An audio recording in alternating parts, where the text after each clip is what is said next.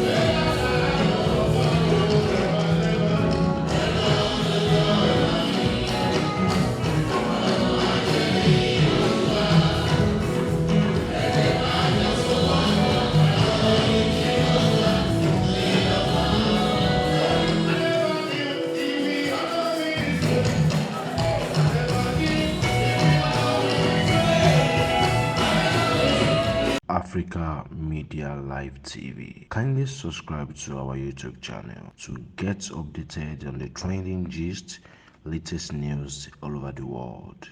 Like our page, subscribe, and share with friends. Thank you.